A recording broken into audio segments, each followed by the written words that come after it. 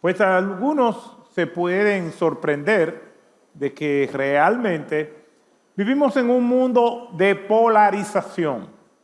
¿Qué significa esto? Que hay personas que están en un extremo y otras en el otro extremo acerca de diversos temas. En el tema de la política, en el tema económico, en el tema teológico. Se nos hace difícil estar en un balance. ¿Por qué? Porque el que está en el balance recibe fuerza y presión de ambos lados. Y lo más cómodo es dejarnos arrastrar y estar en uno de esos polos. En el tema económico y su relación con lo que tiene que ver con la Biblia, con la fe, con la iglesia, no escapamos a esa realidad. Hay lugares que se llaman a sí mismos iglesias que han sobreestimado y sobrevalorado el tema económico, el tema financiero.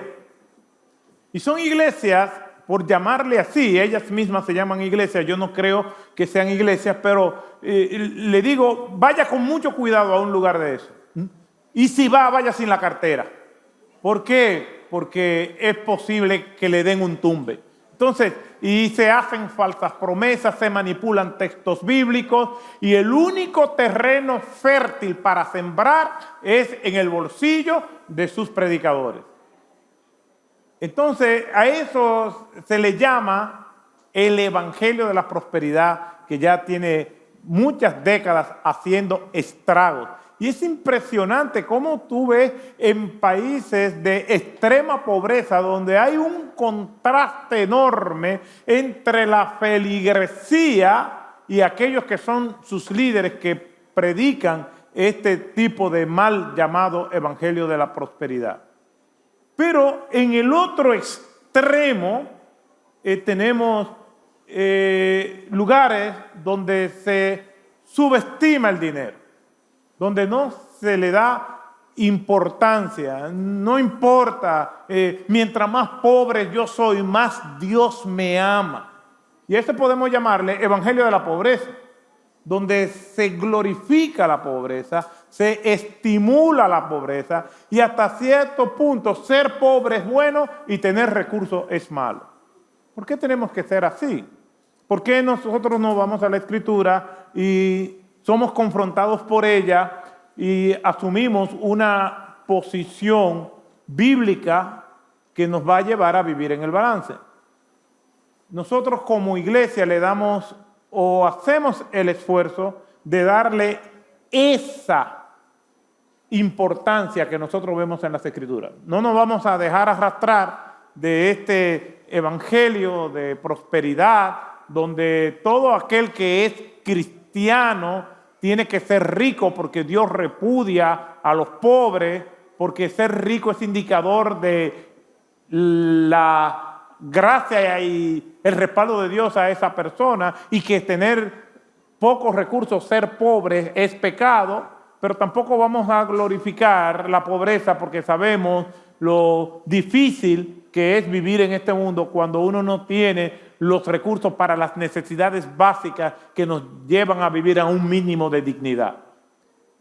En las Escrituras encontramos más de 2.350 versículos que hablan acerca de la prosperidad, el patrimonio y las riquezas. Lo que quiere decir que la Biblia habla mucho más de ese tema que de otros temas que para nosotros son importantes.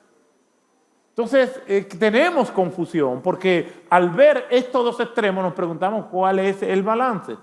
Pues yo quisiera, en el día de hoy, para cerrar esta exposición, esta jornada, pues tomar un modelo bíblico de lo que significa prosperidad, de lo que nosotros podemos hacer para tener un mínimo de dignidad.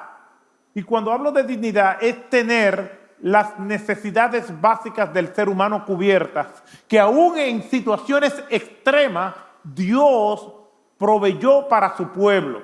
¿Cuáles fueron esas condiciones más extremas? Bueno, cuando el pueblo judío salió de Egipto y el Señor lo llevó por el desierto. Allí en el desierto, donde no había nada, Dios proveyó para sus necesidades básicas. Y cuando nosotros pensamos, ¿y cuáles son las necesidades básicas del ser humano? Bueno, la primera es libertad. Dios lo sacó de Egipto.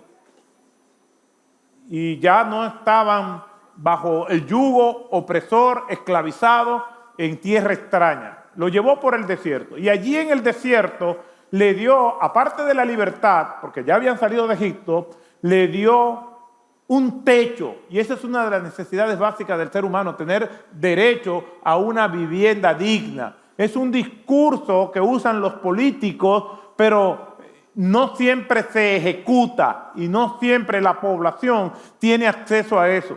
Pero tenemos acceso, o debemos tener acceso a un techo digno. Y el Señor le proveyó ese techo digno. ¿Y cuál fue ese techo? El desierto. Y eran las condiciones más o menos con casas rudimentarias, pero en el propósito de Dios, el desierto era una transición para preparar su corazón, para poder administrar lo que Dios le iba a dar en tierra de abundancia. Quiere decir que nosotros vemos que hay personas que dan un salto y de la noche a la mañana tienen una prosperidad que después no saben manejar. Nosotros necesitamos primero tener las capacidades, el carácter para poder manejar los recursos cuando los tengamos en abundancia. Eso se ve en muchos atletas, artistas, que de la noche a la mañana se fueron al estrellato. Yo estaba viendo unas noticias de un artista que se compró, un artista dominicano, que se compró un vehículo todoterreno de $650,000. Y si los números en mi precariedad como economista, que no lo soy, por eso es que es precaria, yo digo, los números no me dan. $650,000 desplazándose, mientras por su lado les rebasan motoristas, guagüeros. Yo digo, no, aquí hay un problema. Bueno, lo que pasa es que ellos quieren vender la imagen de éxito de que me está yendo bien. Pero nuestra meta tiene que ser la dignidad. Y después de ahí que Dios ponga todo lo que Él quiera. Pero a veces sufrimos por la opulencia y no nos afecta tanto que realmente no tenemos un enfoque como el Señor lo quiere. Y en Deuteronomio capítulo 8, Dios proveyó un techo en un proceso de transición. El proceso de transición es, te voy a llevar por el desierto en un tiempo breve para prepararte para que cuando entres a la tierra prometida sepas manejar con madurez los recursos que yo te voy a dar. Si nosotros nos vamos al campo de los deportes, vemos por ejemplo cómo atletas, Allen Iverson, Mike Tyson, Dennis Rodman, ganaron millones de dólares. Y hoy en día no tienen nada. ¿Por qué? Porque saltaron al estrellato a manejar millones de dólares sin tener un corazón preparado para manejar esos recursos. Dios sabe eso. Y antes de que esto se enseñara, ahora en las academias de béisbol, los atletas tienen asesoría. Cuando firman un contrato, tienen personas, asesores que le están diciendo cómo deben funcionar. Entonces, antes de que eso se inventara, la palabra de Dios nos dice que Dios le dijo al pueblo, te voy a llevar a la tierra prometida vía el desierto para preparar tu corazón. Y le hizo tener escasez para que pudieran administrar bien la abundancia. De hecho, Dios permite tiempos malos para que podamos apreciar mejor los tiempos buenos. Entonces, realmente esto es necesario. Le dio un techo. ¿Y cuál fue el techo? Bueno, rudimentario, casas de campaña, pero Dios tuvo la delicadeza de mandarle nubes para que no lo perturbara el sol y una columna de fuego para que le guiara durante la noche. Pero no solamente le dio techo por un periodo breve para preparar su corazón, sino que también le dio vestuario. Dice la Biblia, tu vestido nunca se envejeció en estos 40 años. Algunos señalan que es una hipérbole, pero no andaban desnudos, tenían vestimenta. Dice, tus pies nunca te hincharon en el desierto. No se enfermaron, porque otro de las necesidades básicas del ser humano es la salud. Entonces tenemos libertad, tenemos techo, tenemos vestimenta, tenemos salud. El otro es educación. Dice que se alimentaban de toda palabra que se salía de la boca de Jehová, y Dios también proveyó para eso.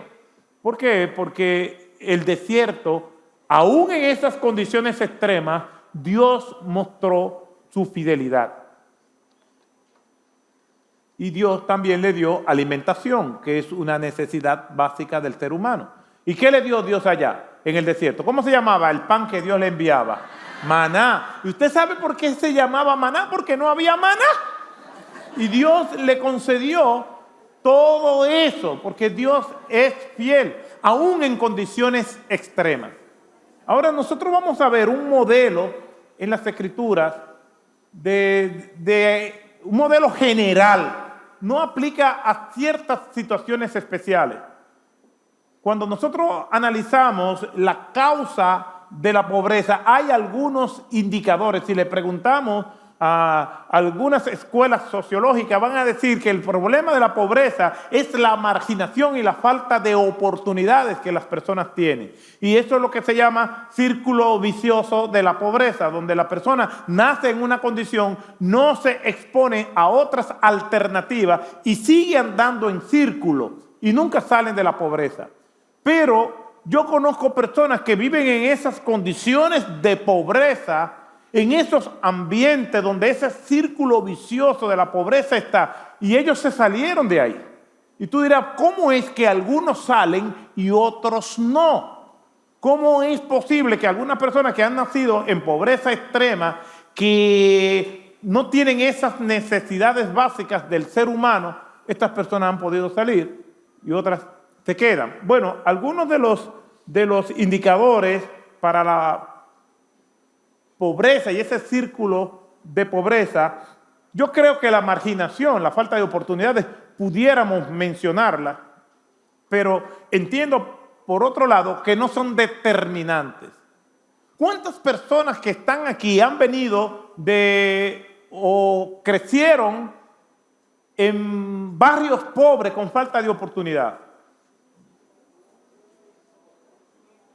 Que cuando nosotros íbamos a la escuela, porque yo me incluyo ahí también, cuando yo iba para la escuela y después crecí y me fui a la universidad, muchos de mis amigos no iban a la universidad.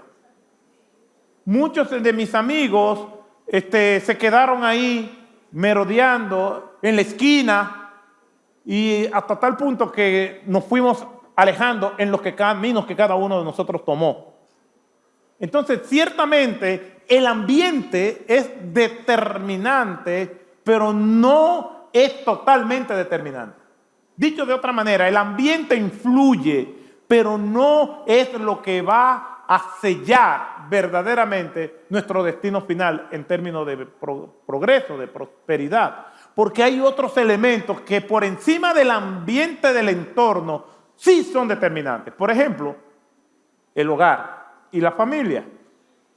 La familia es el activo más importante que tiene una sociedad, y por lo tanto es objeto de estudio de ver familias que se han criado en un mismo ambiente y otros que también se criaron en ese mismo ambiente, y cuando se comparan tienen resultados diferentes. ¿Por qué? Porque esta familia, aún en medio de ese ambiente de pobreza, fue funcional. Ahí en esa familia se cultivaba el estudio, se cultivaba la unidad familiar, y en esta familia no.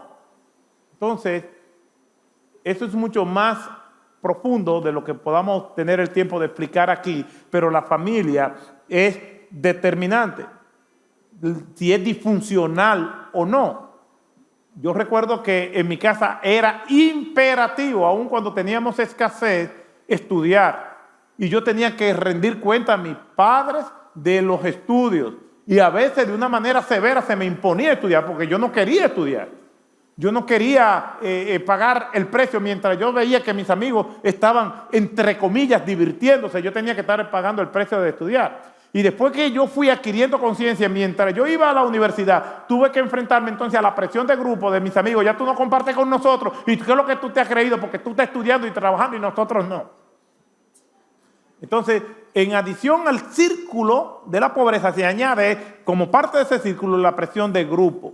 Entonces, la familia es determinante en este caso. Pero hay otros ingredientes que se desprenden de ahí que contribuyen a eso, como la ignorancia y situaciones extremas que ya nosotros no tenemos el control. Vino el COVID, esto fue un impacto profundo. ¿Y qué hizo el COVID? El COVID se aprovechó de las vulnerabilidades que tenía la gente. Si la persona era vulnerable y era frágil en su salud, el COVID le pegó duro. Las empresas que tenían economías frágiles le pegó duro. Las economías domésticas, personales, también fue grande el impacto del COVID. Sin embargo, otras economías, aunque el impacto fue fuerte, pudieron resistir. Incluso a nivel de las iglesias, hubo iglesias que desaparecieron en el COVID. ¿Por qué? Porque el COVID impactó con mayor rudeza a aquellos que eran vulnerables en distintos rubros. Entonces, vamos a ver qué nos dice las Escrituras. Y una de las cosas que nosotros vamos a aprender es que todas las prácticas buenas son aprendidas. Nosotros no tenemos ninguna práctica buena que traemos de nacimiento. ¿Por qué? Por una razón bíblica. Salmo 51:5, en maldad he sido formado y en pecado me concibió mi madre. Nacemos pecadores, como la Escritura nos dice, y el pecado nos impulsa a hacer lo malo. Y Dios en su gracia común interviene y aún siendo malo nos lleva a hacer cosas buenas, pero en sentido general, las buenas prácticas son virtudes que se aprenden y que con dominio propio tenemos que practicarla. Y una de esas buenas prácticas es la buena administración. En un mundo de consumo donde nosotros queremos los bienes materiales como un recurso de aceptación social. Es decir, yo me voy a comprar un buen carro para que la gente me vea, no es solamente para yo disfrutarlo o para tener seguridad. Y a veces tú vas por ciertos lugares que tú ves esos supercarros en ciertas casas estacionados que la casa está recostada del carro. Que el carro vale más que la casa. ¿Pero por qué es eso? Bueno, porque el carro tú te puedes estacionar en un parqueo público, te puedes parar en un semáforo, te puedes desplazar por distintas calles y la gente te ve. Ahora, si pudiéramos hacer con la casa eso, entonces las casas fueran mejores. ¡Wow! Mira esa casa, cómo está estacionado ahí en ese semáforo, para que la gente nos admirara por eso. ¿Por qué? Porque así hacemos también con las marcas. Y así somos tan superfluos que incluso el ser humano tiene la tendencia de usar cosas que no sean auténticas o que se vean caras como medio de aceptación social, porque vivimos en una cultura que sobreestima lo material. Y al sobreestimar lo material, entonces la gente dice, bueno, si la gente me va a aceptar, si los demás me van a aceptar, si yo aparento que estoy bien, pues entonces vamos a hacer lío para meternos en todo aquello que puede ser un medio de aceptación social. Y por eso algunos dicen que el sueño americano es gastar el dinero que no tenemos para comprar cosas que no necesitamos para exhibírsela a gente que no le importa. Es gastar el dinero que no tenemos para comprar cosas que no necesitamos para exhibírsela a la gente que no le importa. De hecho, a veces vamos a un mall, a una tienda, y decimos, wow, esto era lo que yo estaba buscando. Mentira, que no estaba buscando nada. Se antojó de eso en ese momento. Y eso requiere dominio propio para hacerlo. Quiere decir que la práctica de ser un buen administrador es algo que se aprende. no es algo que nos nace de manera innata. Cuando es innato, entonces nos gobierna el temor, y de ser una persona prudente en el gasto, fácilmente nos convertimos en avaros o llenos de miedo a no gastar. Entonces, la buena administración es tener el balance que la Escritura nos presenta. Entonces, a la luz de estos principios, vamos a ver un modelo de lo que es una comprensión de la prosperidad en términos bíblicos. Y vamos a tomar como ejemplo a José. Todos nosotros conocemos ese José del Antiguo Testamento, no José el esposo de María. Es uno de los personajes más amados de las Escrituras. ¿Por qué? Porque nosotros vemos su historia en el libro de Génesis. Primero, cuando está en la casa de su padre, donde es marginado por todos sus hermanos, y decimos, caramba, el pobre José, cuánto trabajo pasó con esos hermanos que no lo querían, y leemos el capítulo 37, simplemente viendo lo que los hermanos le hacían a José, pero no vemos lo que José le hacía a sus hermanos. Se burlaba de sus hermanos, los provocaba, él le hacía bullying a ellos, siendo él el más pequeño. Vemos que José, el papá, lo tuvo en su vejez, Jacob, y era un muchacho consentido. Los muchachos consentidos normalmente van a dar problemas. Y José, el padre, le regaló, por ser el favorito, una túnica, y entonces él se paseaba con los hermanos y decía, mira la túnica que me regaló mi papá y a ustedes no. Entonces, eso fue, como decimos popularmente, quillando a esos hermanos. Obviamente la reacción de sus hermanos fue sumamente desproporcional a la falta de José. ¿Por qué? Porque sus hermanos lo secuestraron, lo torturaron, lo metieron en un pozo, lo intentaron matar, luego lo vendieron como esclavo. Y para su padre, su hijo murió. Después José aparece en la escena en Egipto, y allí ya nosotros conocemos, primero estuvo en la casa de su amo egipcio, allí comenzó a prosperar. Pero hay algo que dice de la vida de José a partir del capítulo 39, que no se dice en el capítulo 37, cuando él está en casa de sus hermanos. Y a pesar de todos los trabajos que pasó José como esclavo, por primera vez en el relato de su vida aparece un estribillo que dice, y Dios estaba con José. En los momentos malos, en los momentos de dificultades, Dios estaba con José. En tierra extraña, como esclavo en la casa de su amo, después como esclavo y prisionero con una acusación muy fuerte de que quiso violar a la mujer de su amo. Pero en todos esos momentos y circunstancias dice, y Dios estaba con José. Mientras él estaba en casa de sus hermanos, no se dice eso, no es que Dios no lo estaba, pero para que nosotros, los lectores de esta narrativa, no tuviéramos dudas del control de Dios, nos dice, por lo menos en 4 ocasiones, y Dios estaba con José. Entonces, ¿cómo nosotros podemos concluir que José es un buen modelo? Bueno, si nosotros vamos a los sueños del faraón, porque ya nosotros sabemos, y no quiero hacer énfasis en la historia de José porque creo que todos sabemos esa historia, pero recuerden que el faraón, el monarca, el rey de Egipto, tuvo un sueño de 7 años de vacas gordas y 7 años de vacas flacas. Y él no sabía, él estaba muy perturbado porque ese sueño le impactó fuerte y buscó a sus adivinos para que le interpretaran el sueño, y nadie pudo interpretarle ese sueño al faraón. Y el faraón entonces estaba más turbado todavía. Entonces alguien le dice, que fue compañero de celda de José, le dice, yo conozco a alguien que te puede interpretar ese sueño. Y eso nosotros lo vemos en Génesis capítulo 40, donde José entonces interpreta los sueños del faraón. Y miren lo que dice la Escritura en Génesis capítulo 40, los versículos 26, 28 y 29. Las 7 vacas son 7 años. Cada vaca por un año. Son 7 años. Y las 7 espigas buenas son 7 años también. Los 2 sueños son uno solo. Esto es lo que he dicho al faraón, versículo 28. Dios ha mostrado a Faraón lo que va a hacer.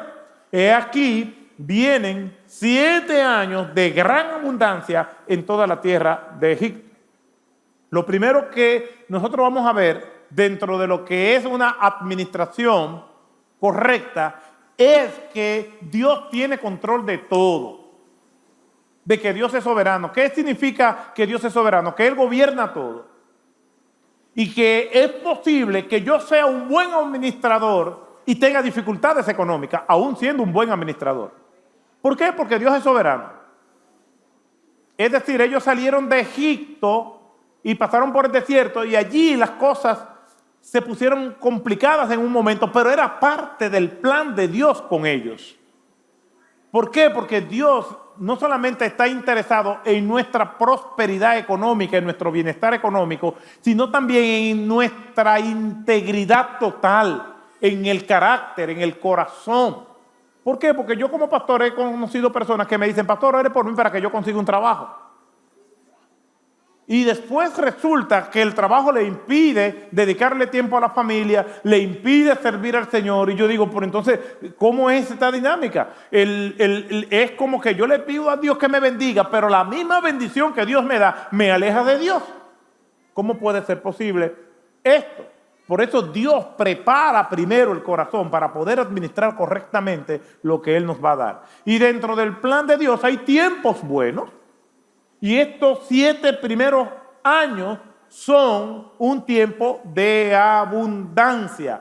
¿Por qué? Porque Dios es soberano y a veces nosotros no hacemos nada para tener abundancia, para tener tiempos buenos, no hacemos nada y llegan.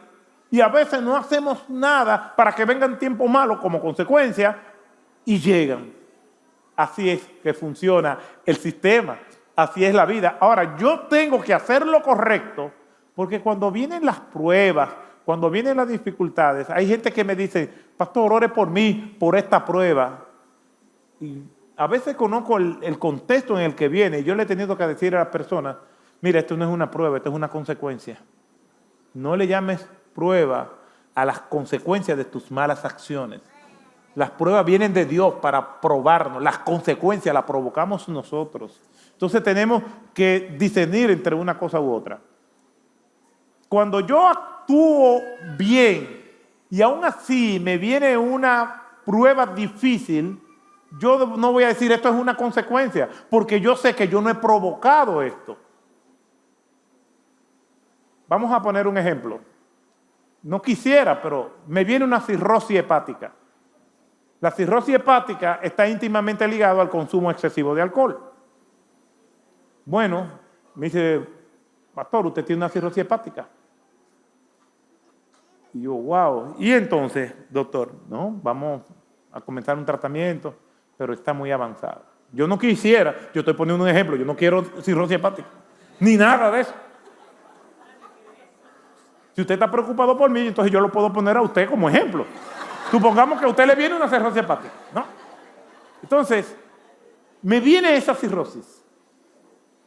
Yo voy a sufrir los embates de la enfermedad, pero mi conciencia va a estar tranquila porque yo no la provoqué, no es una consecuencia, es una prueba que incluso me puede quitar la vida. Lo que yo puedo hacer me pregunta, ¿por qué a mí? ¿Qué yo hice? Me llegó. Ahora, si he abusado del alcohol y me viene una cirrosis hepática, o a usted, no solamente te va a mortificar la enfermedad, te va a mortificar la conciencia. Y eso nos encorva, y eso es fuerte. Entonces, el saber que Dios es soberano solamente y nosotros estamos bien, solamente me lleva a mí a tener que tolerar la prueba, pero no la mortificación de la conciencia. Si yo, aún siendo un buen administrador, me viene el tiempo malo y me afecta, me va a mortificar las circunstancias, no una conciencia que me va a estar recriminando de día y de noche. Eso te vino por tus malas prácticas. Quiere decir que Dios tiene control de todo lo que ocurre, y aquí vemos que vienen 7 años de abundancia, de superproducción, lo cual a todos nos gustan. Es lo que nosotros le llamamos una providencia afectiva. Es decir, lo que Dios provee me gusta. Lo duro es cuando vienen las providencias aflictivas, que lo que Dios manda me aflige, me perturba. Es el mismo Dios que tiene control de todo. Y nosotros lo vemos en Isaías capítulo 45. Dios dice: yo soy el que creo la luz y creo las tinieblas. Pero si bien es cierto que Dios es soberano, nosotros tenemos una responsabilidad, porque no quita ni nos exime a nosotros de responsabilidad en lo que nosotros hacemos. Entonces, el Señor dice: viene tiempo de abundancia. Bueno, gloria a Dios. Y entonces Dios tiene control de todo. Y en la vida personal, yo le puedo decir, he tenido momentos como que todo me está saliendo bien, hasta tal punto que uno a veces ni disfruta el bienestar, porque uno sabe que este mundo no es así. De hecho, cuando uno ve las cosas muy fáciles, uno dice: ¿cómo es que dice el refrán? ¿Tanta amabilidad? Óyeme, uno va a un lugar, a una oficina pública, y uno ve un empleado muy servicial, ya uno está... Porque es que uno no cree que hay gente servicial realmente, y que es a cambio de nada. Mire, a mí me pasó algo, y fue que por la mañana, llevando a una de mis hijas a la escuela, hace un tiempo ya, estamos hablando de, imagínense, cualquier calle de la ciudad a las 7:25 de la mañana, y se me vacía un neumático a cambiarlo. Y vino un individuo de la nada, y dice: venga, yo lo ayudo. Yo al principio agarré la herramienta. ¿Usted sabe? Agarré la herramienta. No, venga, yo lo ayudo. Y no sé, yo le entregué la herramienta y me cambió el neumático. ¿Qué fue lo que yo hice? A ver, ¿qué haría cualquiera de ustedes?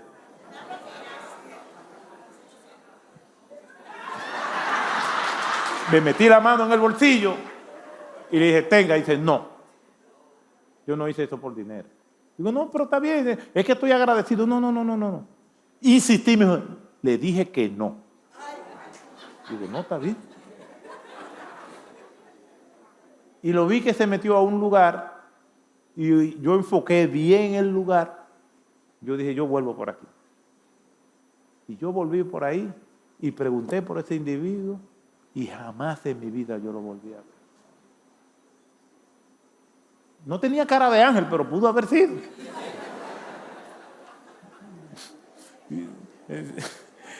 Entonces, yo dije: todavía hay gente que sirven a cambio de nada. Pero ese no es el mundo en el que uno está acostumbrado. Siempre uno cree que hay un interés. Pero lo cierto es que Dios nos bendice. Y a veces somos tan fatalistas que decimos: no, que vivimos en prueba, y en la prueba es que vamos a crecer. Sí, es verdad, pero a Dios a veces, en su soberanía, te da bendiciones. Y si te da bendiciones, disfrútala, alaba al Señor, sea agradecido, compártela con otros, e invítame también para que yo dé gracias al Señor contigo. Pero hay tiempos buenos. Lo que pasa es que vivimos en un mundo tan malo que somos escépticos al tiempo bueno. No, si Dios te ha dado un tiempo bueno, pues disfrútalo. Dale gracias a Él por eso. Sírvele y comparte las bendiciones que Dios te da. ¿Por qué? Porque ¿de qué sirve la bendición si no se comparte? Entonces, pero ese Dios que da los tiempos buenos, también da los tiempos malos. Y aquí lo vemos en los versículos 27, 30 y 31. Y las 7 vacas flacas, oiga lo que le dice, por lo menos en mi versión, y fea. O sea que los tiempos malos son feos. Y si tuviéramos que ponerle un rostro a la pobreza, parece que la pobreza es fea. Digo, yo lo veo en mucha gente que comienzan a prosperar. Tú dices, pero como que está más bonito, más bonita fulana. Es la misma persona, es que está en buena, le está yendo bien. Entonces dice, y las 7 vacas y feas, flacas y feas, que subieron detrás de ellas son 7 años. Y las 7 espigas quemadas por el viento solano serán 7 años de hambre. Versículo 30. Y después de ellos vendrán 7 años de hambre y se olvidará toda la abundancia en la tierra de Egipto y el hambre asolará la tierra. Y no se conocerá la abundancia en la tierra a causa del hambre que vendrá, que será muy severa. ¿Sabe qué, hermano? Eso lo sabemos, pero siempre he oído decir que tenemos que prepararnos, esperar lo mejor, pero prepararnos para lo peor. En cualquier área, tenemos que esperar lo mejor, pero prepararnos para lo peor. Aquí se le está advirtiendo que el tiempo malo vendrá. El Señor dice en Juan 16:33 a sus discípulos, en el mundo tendréis aflicción. No es que es una opción, ojalá que la aflicción y los problemas fueran opcionales, que yo pudiera tener un buffet y échame mucha prosperidad económica, échame salud. Ay, sí, la salud me encanta, a mí vacía me la como yo la salud. Y las aflicciones y los problemas, ay, no me eche eso, no es así que funciona. Los problemas son partes de la vida y llegan sin tú buscarlo. ¿Por qué? Porque aquí estas personas, la población en sentido general no provocó esto, vino una providencia aflictiva, y aunque nos parezca extraño, Dios tiene control de todo esto. Si Dios no hubiera querido, no viene. Y Dios nos está advirtiendo, y cuando nosotros leemos este pasaje, si te está yendo bien, bueno, gloria a Dios, aleluya, pero tiene que estar preparado para lo peor, para que cuando venga este momento malo, tú puedas enfrentarlo. De hecho, hablando de economía doméstica, se dice que en una buena economía doméstica, personal, familiar, uno tiene que tener un presupuesto. Uno de los talleres que dimos es de presupuesto. Lo dio Eduardo Pimentel. Pues entonces, una buena economía es que usted hace un presupuesto personal o familiar y estos son mis gastos mensuales, reales. En una buena economía se supone que si usted deja de tener ingresos, usted debe tener cubierto por lo menos 6 meses sus gastos. Ahora, póngase a pensar, es lo que le llaman tener un colchón. Si usted está viviendo el día a día y de repente no tiene trabajo, no tiene la fuente de ingresos que tiene, ¿de cuánto es su colchón? Si es menos de 6 meses, usted está en problemas. Entonces, eso es una buena manera de uno evaluar. No es que vamos a entrar en pánico, pero precisamente un tipo de temas como este es para inquietarnos, para ponernos a pensar, para tomar los correctivos necesarios o para estimularnos si nosotros lo estamos haciendo bien. Pero tu colchón debe ser no menos de 6 meses si tu economía es sana. Claro, lo ideal es que eso siga creciendo. Ahora bien, aquí se nos está diciendo que posiblemente en algún momento, en un tramo de nuestra vida, vamos a tener que echar mano de ese colchón. En algún momento nosotros vamos a tener que apelar a eso. Quiera Dios que no. Pero aquí dice que van a venir 7 años de vacas flacas y hay tiempos buenos y tiempos malos. Y en los tiempos malos, entonces hay una serie de dinámicas que tienen que darse para que cuando vengan esos 7 años de vacas flacas. Quiere decir que una comprensión de la prosperidad es entender que Dios tiene control de todo. Y como Dios tiene control de todo, Dios nos manda momentos buenos y momentos malos. Pero tanto en los buenos como en los malos, Él tiene un propósito en nosotros que nosotros debemos tener. Ahora, esa mano de Dios que está en todo, vamos a ver lo que dice el versículo 32, donde se confirma eso. Y en cuanto a la repetición del sueño, a Faraón 2 veces, eso fue lo que perturbó al faraón. Se soñó eso, era algo ahí que lo enmartillaba. Quiere decir que el asunto está determinado por Dios y Dios lo hará pronto. Simplemente Dios lo va a mandar. Dios lo decretó así. No siempre tenemos una comprensión de por qué Dios hace ciertas cosas. Él mismo dice en su palabra, porque mis pensamientos no son vuestros pensamientos, porque mis caminos no son vuestros caminos. Dios no nos va a exigir que nosotros entendamos todo, pero sí va a requerir que nosotros creamos su promesa de fidelidad, de que Él nos va a acompañar. Y si es una prueba, nosotros vamos a salir a camino en medio de eso, porque Dios no nos deja. Dios, cuando nos envía las pruebas, también nos da los medios de gracia para nosotros enfrentarlas y terminar bien y fortalecido y prosperado después que eso pase. Mientras tanto, tiene que traernos por el desierto para preparar nuestro corazón, para que nosotros podamos crecer. Esa soberanía de Dios, entonces, como dijimos anteriormente, se puede evidenciar en una prueba o en una consecuencia. Aquí dice que Dios determinó eso. Y eso lo vemos en la Biblia de Job. Incluso el libro de Job, en el capítulo 1, comienza diciendo que había en tierra de Uz un varón justo y recto delante de Dios que se llamaba Job. O sea que si había una persona íntegra, era Job. Y le vino toda esta situación desafortunada, humanamente hablando. Perdió sus hijos, perdió todas sus posesiones, perdió todos sus empleados, todos sus medios de producción. Lo único que no perdió fue la esposa. Y junto con ella la suegra. Y la esposa le decía a Job, maldice a Dios y muérete. Le decía la esposa. Yo me imagino que Job se preguntó, pero Señor, ¿por qué tú no te la llevas también?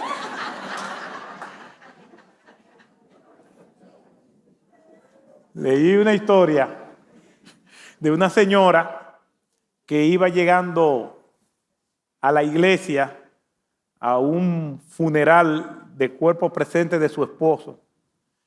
Iba la señora caminando ahí delante y el féretro atrás con los que lo venían cargando. Y cuando iban caminando entre las 2 filas de bancos, el féretro chocó con uno de los bancos, se cayó, pero resultó que el hombre estaba vivo. Y se paró en la caja. Bueno, ustedes saben lo que eso pudo haber generado. Y bueno, felices, se fueron a la casa. 10 años más tarde, el hombre murió. Y otra vez van a la iglesia, caminando con el féretro, y la señora viuda dice, cuidado si lo chocan con el banco. Cuidado, ya ustedes saben lo que pasó aquella vez. Entonces, hay pruebas y hay consecuencias. Atiéndame, no se me desvíe. Hay situaciones difíciles, pero Dios tiene el control de todo. Entonces, ¿cómo nosotros tenemos una comprensión de la prosperidad que viene de Dios? ¿Cómo nosotros podemos decir que somos buenos administradores? Lo primero es teniendo siempre en nuestra mente, que no se nos olvide nunca que Dios es soberano. Y Dios en su soberanía va a determinar tiempos buenos y tiempos malos. Ahora, en los tiempos buenos, ¿qué nosotros debemos de hacer? Ahora, yo le pregunto, ¿qué hace la gente cuando le está yendo bien? Gastar. ¿Y cómo se expresan esos gastos? ¿Qué es lo que hace la gente cuando tiene mucho dinero? Ok, gastar, pero ¿en qué lo gastan? Muchos restaurantes. Y vamos a comer allí. No, que allá hay una degustación porque le está yendo bien. Y aunque se pasaron el primer mes y dice la esposa, wow, gastamos mucho. Y ella dice, no importa, hombre, vive el derroche, muere el dinero. Muerte al dinero, hay que matarlo. Navajeando verifón para aquí, para allá. Como Saiyajin.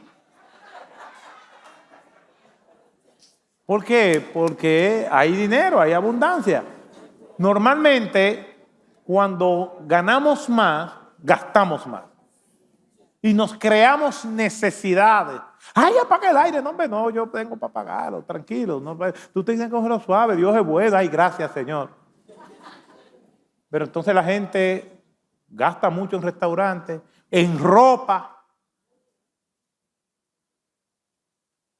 Si van a viajar ya no se van en clase turística, amarrados de la turbina.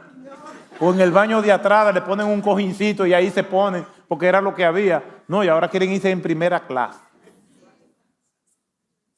Y después dice, mira tú, la gente cree, porque así es que nosotros somos los seres humanos, la gente dice que esto es por vanidad. No, es que realmente esto es más cómodo. ¿Y qué pasa? Yo soy una hija del rey, yo soy una princesa de Dios. Y comenzamos a confundirnos.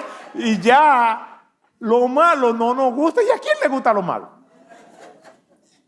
¿Usted sabe cuál es la mejor marca? Bueno y nuevo. Esas son las mejores marcas. Si es bueno y es nuevo, esa es la mejor marca. Entonces, la gente normalmente, esa es la tendencia, a veces hasta de manera inconsciente. Uno le está yendo bien y lo que comienza es automáticamente a gastar. La escritura lo dice, que con los ingresos aumentan los gastos. Pero son gastos creados. Y nosotros mismos nos imponemos. Ya no queremos frecuentar los mismos lugares que frecuentábamos antes. ¿Qué es lo que debe hacerse en los momentos de prosperidad? Cuando nos está yendo bien. Y eso es importante. Dios da la gracia para el tiempo bueno, pero junto con esa gracia de tiempo bueno, también nos alerta para que nosotros hagamos los ajustes necesarios cuando te está yendo bien. Y ese bienestar nosotros lo vemos en la vida de José. Vamos a leer en Génesis 41, los versículos 33 al 36. Rápidamente. Ahora pues busque Faraón un hombre prudente y sabio y póngalo sobre la tierra de Egipto. Haga esto Faraón, nombre intendentes sobre el país y exija 1/5 de la producción de la tierra de Egipto en los 7 años de abundancia. Y que ellos recojan todos los víveres de esos buenos años que vienen y almacenen en las ciudades el grano para alimento bajo la autoridad de Faraón y que lo protejan y que los víveres sean una reserva para el país durante los 7 años de hambre que ocurrirán en la tierra de Egipto a fin de que el país no perezca durante el hambre. O sea, viene el sueño, entonces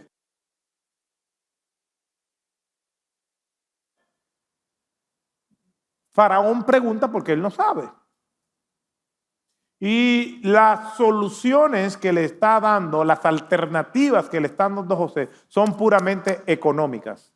No vamos a entrar en los detalles aquí sobre las implicaciones económicas que eso tiene a partir de las ciencias económicas, porque yo no soy economista. Entonces, pero aquí son soluciones económicas. Le está hablando de superproducción, de sobreabundancia, está hablando de ahorros, está hablando de ajustes en esos tiempos de superávit.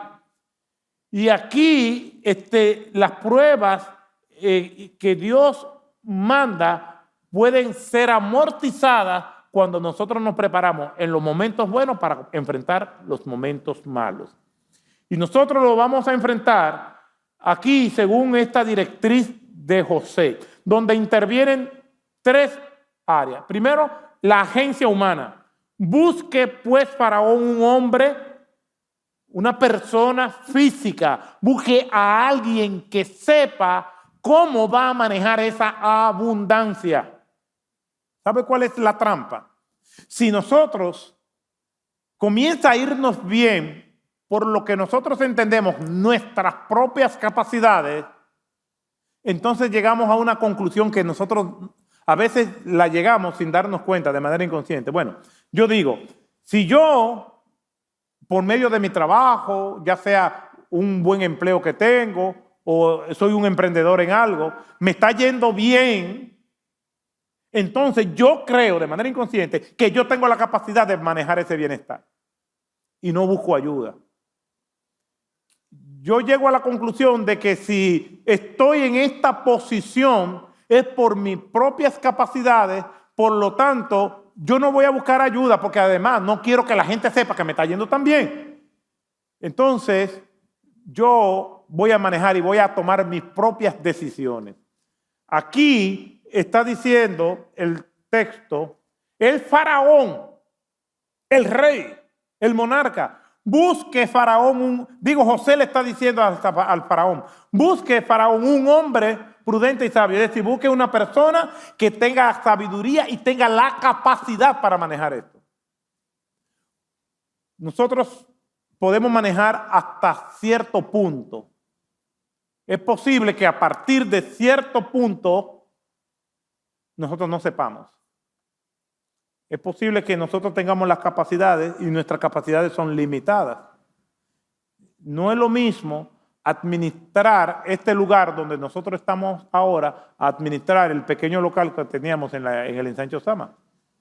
Y todos tenemos que crecer para poder operar este lugar que en términos operativos es como si fuera cualquier empresa.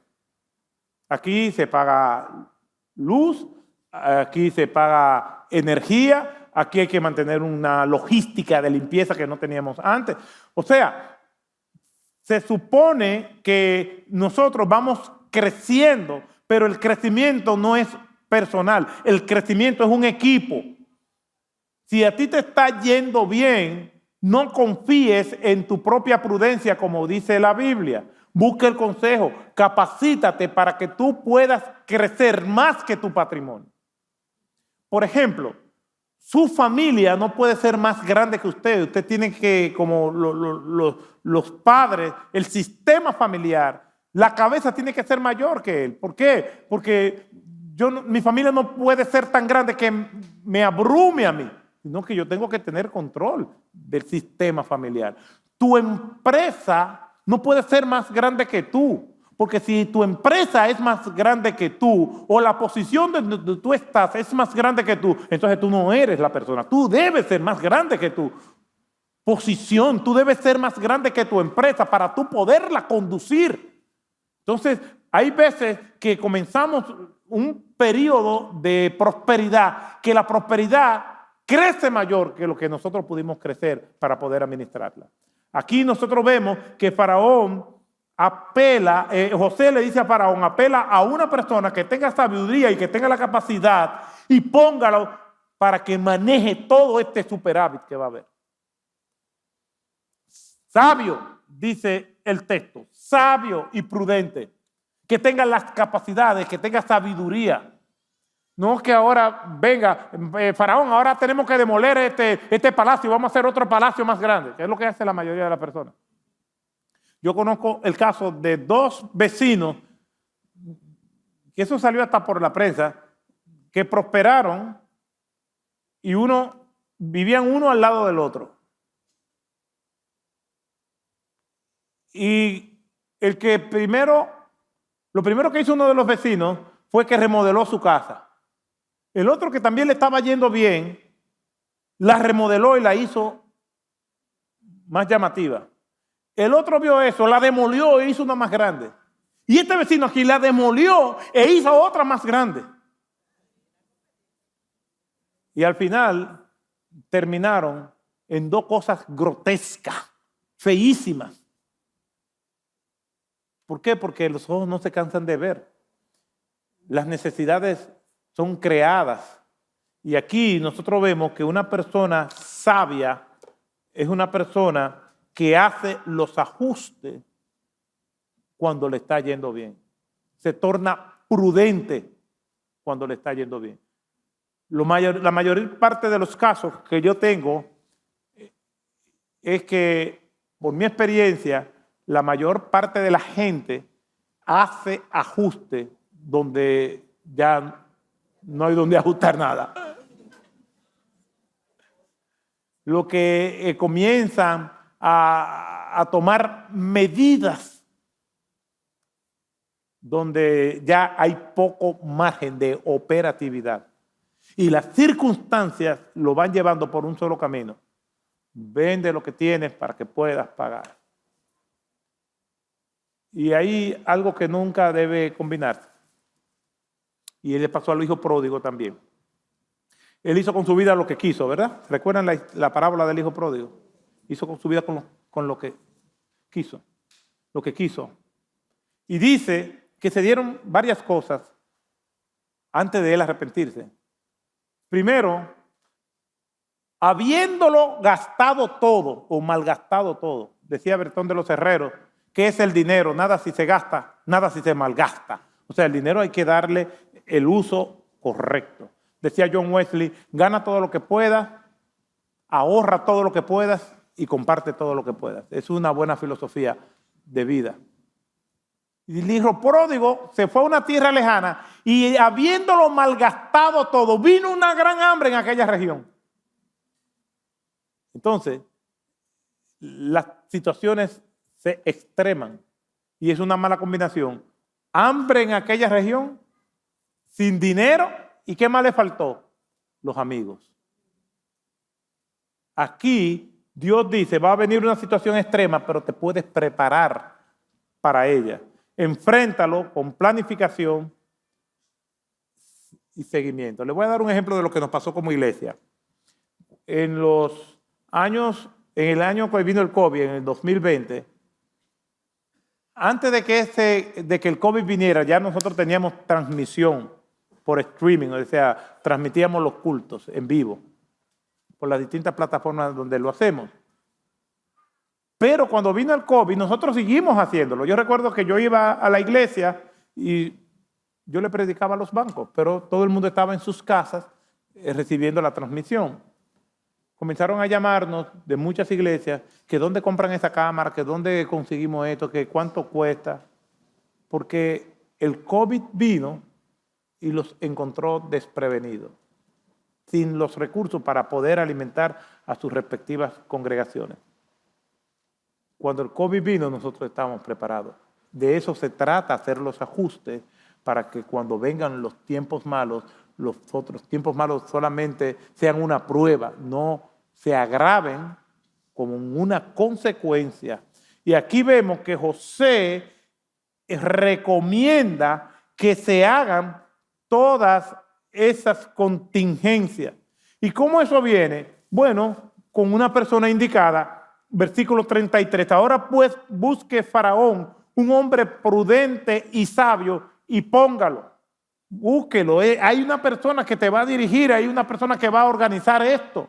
Dios trabaja a través de agentes humanos, a través de nosotros. Nosotros tenemos la responsabilidad de prepararnos, de investigar, de tener la humildad de decirle a alguien, mira, ayúdame, necesito que me dirija, tengo este dinerito, ¿cómo lo puedo multiplicar? ¿Cómo yo lo ahorro? Tuvimos una de las charlas que tuvimos, uno de los talleres no soy empresario, pero ¿cómo puedo invertir?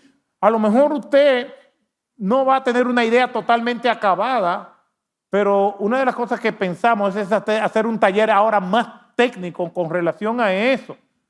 Que podamos venir y hacer preguntas, porque el tiempo hoy no es suficiente, pero por lo menos la idea es que nos vayamos con inquietudes de entender que muchos de los problemas económicos que nos enfrentamos es por falta de planificación, por ignorancia. Entonces José está diciendo, busque una persona que tenga la competencia, que sea una persona sabia, que le ayude en eso. Y también quizás muchas veces no va a ser una sola persona, sino que vamos a consultar con varias personas. Versículo 34, haga esto Faraón, nombre intendentes sobre todo el país. Entonces, Dios nos da la gracia para hacer los ajustes. Te está yendo bien, Bueno, pues comienza a hacer los ajustes. Este es el momento. No te dejes llevar del consumo, de todo lo que te gusta. De hecho, hermano, yo me he pasado casi toda la vida haciendo lo correcto, no necesariamente lo que me gusta. ¿Por qué? Porque no siempre lo que me gusta es correcto. Y en términos de gastar, siempre las necesidades, de alguna manera u otra, se marginan y se sacrifican el dinero de las necesidades para gastarlo en caprichos. ¿Y cómo es esto? Sí, están las necesidades y están los caprichos. Las necesidades son lo que hablamos, lo que necesita el ser humano para vivir con dignidad. Pero muchas veces nos dejamos llevar por los gustos. Una vez al año no hace daño. Hombre, esto, me voy a comprar. Yo trabajo mucho. Yo fui a un mall fuera del país y decía el mall, déjame ver si me acuerdo, tengo, puedo y me lo merezco. Ya usted sabe. Tengo, puedo y me lo merezco. Esa es la estocada final, me lo merezco. Yo trabajo mucho. Entonces, Dios da los ajustes. ¿Por qué usted cree que Faraón reaccionó como reaccionó? Mírenlo aquí, versículo 39. Y Faraón dijo a José, puesto que Dios te ha hecho saber todo esto, no hay nadie tan prudente ni tan sabio como tú. José no se propuso él. Y dice, porque una persona sabia y prudente que le dirija en todo esto. Tú estarás sobre mi casa, sobre todo mi pueblo, obedecerá tus órdenes. Solamente en el trono yo seré mayor que tú. Y por ahí siguió. ¡Wow! El cargo más importante después del faraón lo tenía José. Ahora, ¿por qué Faraón nombra a José como el segundo en el reino? Porque le interpretó los sueños. Por las soluciones económicas que le dio. El faraón le dice, puesto que Dios te ha hecho saber todo esto, no hay nadie tan prudente y tan sabio como tú. Dios se los reveló los sueños, pero las soluciones económicas, Dios lo había capacitado con sabiduría y prudencia para dárselas. A ese nivel llega la economía. Nosotros marginamos el dinero y queremos usarlo creyendo que es nuestro. Nada es nuestro. Ni los hijos, ni el dinero, ni nuestras posesiones, ni nuestra propia vida. Nada es de nosotros. Nosotros somos simplemente administradores. El título de propiedad nunca será puesto a nuestro nombre. Siempre permanecerá del nombre de Dios. Por lo tanto, nosotros vamos a tener que darle cuenta a Dios de cómo nosotros usamos los recursos que Él nos da. Un autor dice lo siguiente: el faraón ofrece a José los siguientes cargos: mayordomo del palacio, cargo que otorga a José autoridad imperial. En segundo lugar, gobernador de Egipto, cargo político que otorga a José autoridad legal y poder centralizado. Y tercero, representante del faraón en todos los territorios bajo su dominio. Este era un cargo administrativo que concede a José autoridad directa sobre las autoridades locales en todo Egipto. ¿Por qué? Por tener una perspectiva económica sobre el rumbo que debía de seguir Egipto. ¿Qué nosotros podemos sacar de esto? Número uno, es el plan de Dios que nosotros vivamos por dignidad, salvo en situaciones extremas. Lo vivimos en el COVID. Hay lugares donde la tierra se niega a parir, donde hay un agotamiento de los recursos naturales. Vino un fenómeno extraordinario como un terremoto, un huracán, y dejó desolada esa tierra.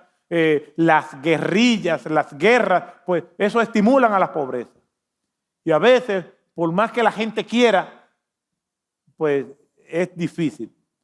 Bajo esas situaciones extremas, probablemente el ideal de Dios no aplica. porque son situaciones extremas que se dan de manera regional. Salvo esas situaciones extremas, es el propósito de Dios que nosotros vivamos con dignidad. En lo que se refiere a este país, mediante la observación, la mayoría de los problemas económicos que yo he podido contactar con mis propios ojos mediante la experiencia vivida es debido a consecuencias, no a pruebas. Malas prácticas financieras, el subestimar el valor del dinero, adicciones, ignorancia de cómo son los procesos. Por eso nosotros hacemos esto, para que entendamos que Dios quiere que nosotros le demos al tema financiero la importancia que Él le da.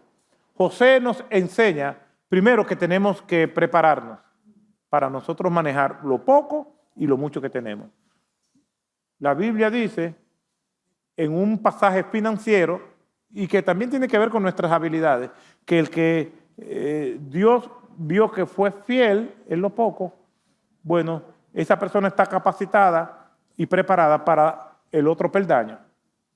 No quiere decir que todos vamos a ser ricos en el contexto humano, pero sí todos vamos a vivir con distintos niveles de dignidad. Y eso es lo que Dios quiere para nosotros. Y eso está al alcance de nosotros. En primer lugar, ¿qué consejo yo le doy? Bueno, pidámosle a Dios que nos dé sabiduría, que nos capacite. La Biblia dice, si uno tiene falta de sabiduría, pídala a Dios y le dará abundantemente y sin reproche. No es como el papá, que el hijo le pide, papi, dame tanto. Ah, tú me tienes alto, toma. No, Dios no es así. Es posible incluso que usted le pida prosperidad económica y Dios no se la dé. Pero sí Dios ha prometido que le va a dar sabiduría a todo el que te la dé y que se la va a dar abundantemente. Y junto con la sabiduría es posible que también venga la prosperidad económica. Lo que Dios quiere es que nosotros seamos sabios antes de ser prósperos económicamente. ¿Por qué? Porque la sabiduría nos aplica para todos los renglones de la vida. Entonces, vamos a pedirle a Dios que nos dé sabiduría.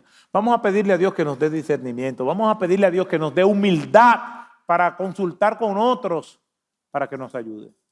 Y por lo pronto usted está en el hoyo, yo quiero darle esperanza en Cristo. Pídale perdón al Señor, examine qué errores usted cometió, qué malas prácticas usted cometió. Tenga la humildad de decirle, Señor, no fue mi intención, pero yo creo que cometí estos errores.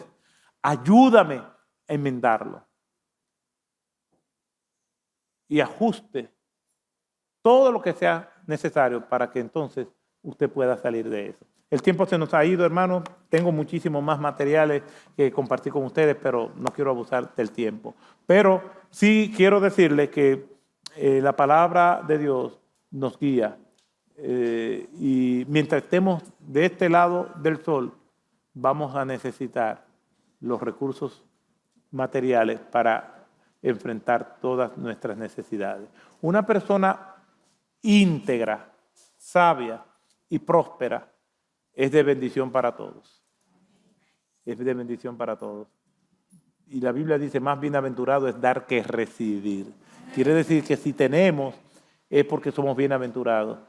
Y el Señor nos estimula a que las bendiciones que Él nos ha dado también podamos compartirlas con otros. Vamos a cerrar nuestros ojos, vamos a orar. Gracias te damos, Señor. Aquí estamos como tu pueblo, agradecidos de ti por la oportunidad de tener este encuentro. Gracias, Padre, por que aquí tú nos has traído. Te pedimos perdón por las malas prácticas que consciente o inconscientemente hayamos podido tener. Y te rogamos, Señor, que nos restaure.